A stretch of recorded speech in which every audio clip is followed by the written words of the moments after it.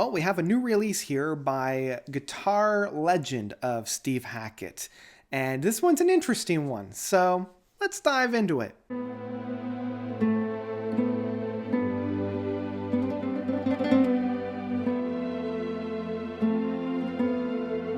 Under a Mediterranean Sky by Steve Hackett. So, Steve Hackett, legendary guitarist from Genesis, made a break after Wind and Wuthering, went on his own little solo career, and by little I mean pretty big, and he has released 27 albums. I've really enjoyed his solo work. I really have. I've loved his more symphonic approach to the guitar works, and I've loved both of his revisiting of Genesis albums and then the massive tours that he would do with that.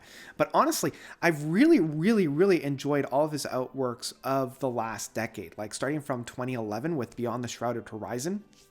I really love this more gothic, atmospheric, almost like classical guitar works that's being blended within this more symphonic epic scale. Wolflight is one of my all-time favorites of his, released in 2015, and he followed that up with The Night Siren and At the Edge of Light, released in 2017 and 2019 respectively. And so here within Under a Mediterranean Sky, it's a little bit of a sidestep.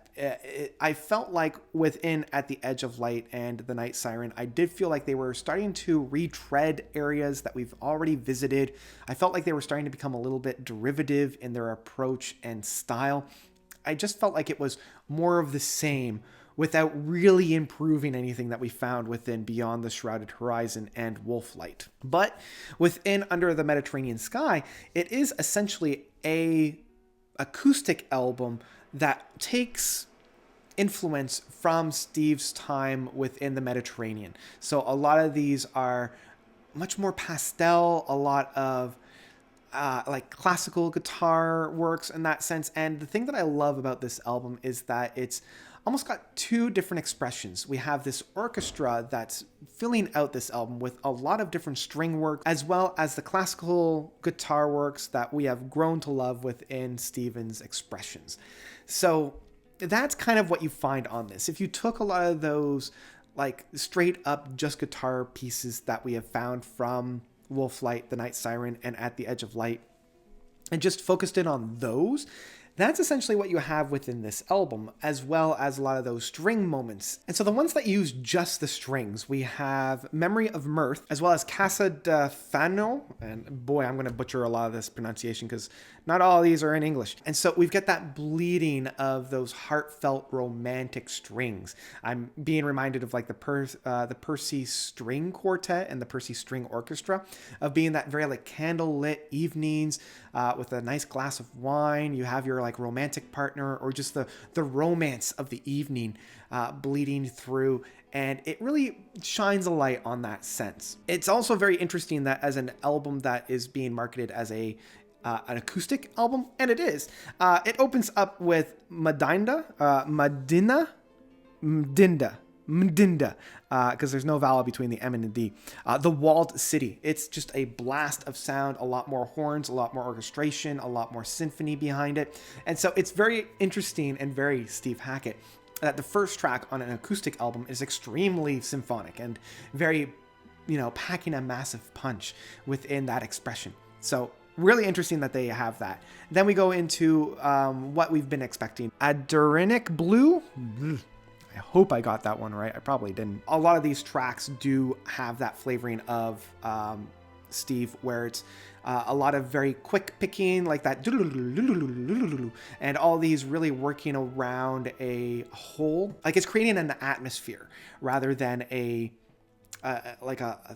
thought piece. Like for me, because maybe I'm not a massive musician, I've got my ukulele on me, I don't hear the individual notes. I hear more of the atmosphere these notes create and how they blend and how they are woven together. It's one of those, like, I see the tapestry that these notes are weaving, and when I can force myself to kind of look at them, I'm able to see the individual notes, but they're like rocket fire at you, and it's hard to kind of keep a hold of them, So a very interesting way of presenting the music, but one that we've come to expect with Steve, because there's really nothing new of this presentation and not a whole lot new on this album as well. And I do like the different flavors that we found on here. Like the 8th track of the Dervish and the Jinn remind me of kind of like the Middle Eastern flair, and it has a lot of that, like you can feel the sand on you. I love the different like instruments that we have on. It does have that symphonic flow on it, but with these different musicians and these different sounds of instruments, it provides a really interesting new aspect of the track. And I love how Scarletti Sonata, and I hope I got that one right, as well as L'Arato are much more of like a medieval minstrel flair. Like I'm getting a very Renaissance fair kind of lute and minstrel, like almost a bard is coming out and singing these tracks, or I guess they're not singing because there's no vocals on here. But we've got different flavors and different atmospheres that we're playing within this. And I do also appreciate the fact that Steve is giving a lot of winks and nods to the classical guitar, especially on Joie de Vivre. Oh, I hope I got that one. The 4th track. It does remind me of a classical gas, especially within the finger picking. And just as I'm starting to think, oh yeah, this is definitely classical gas, he takes it in a different direction. So we do have like a very similar flavor and flair that would be a classical gas, but he's deviating just enough to make it his own, so it's not a complete ripoff of classical gas. And I love how he's able to piece these all together within the last 2 tracks.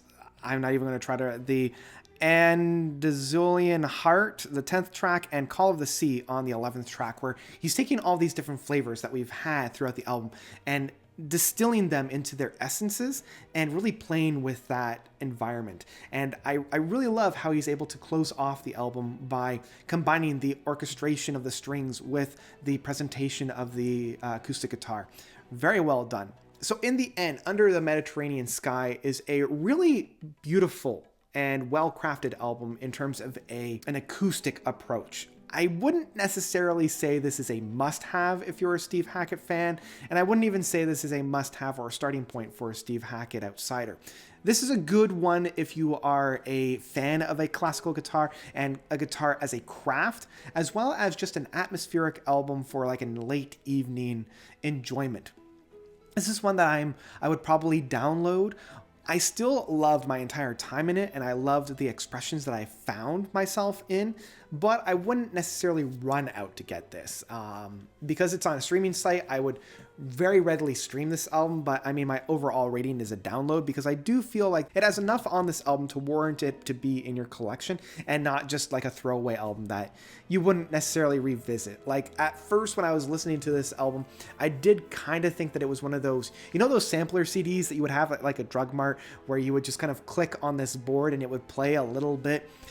There's a little bit of that found on here, but I think there's enough brilliance and enough features of a Steve Hackett flavoring on it to distinguish it enough that it's not just one of those bargain bin CDs. It's a little bit more sophisticated than that. So yeah, that's what I've got to say about Under a Mediterranean Sky by Steve Hackett. What did you guys think? Did you love it? Did you hate it? Whatever you thought, let me know by commenting down below. If you like what you see and you want to help support me, consider donating to my Patreon. I've left that down below. You get your names on the end credits, which I usually put up here. And you get a shout out from me from all of my live streams, and there's different perks as well. So yeah, like getting some of these reviews out early. Some of my patrons are getting a review of an album that I'm going to be doing on Friday out today. So yeah. That's another kind of perk that you get from this. And I think that's about it. Yeah, that's about it. Thank you guys so much for watching. As always, you guys are definitely the best. And until next time, notes out.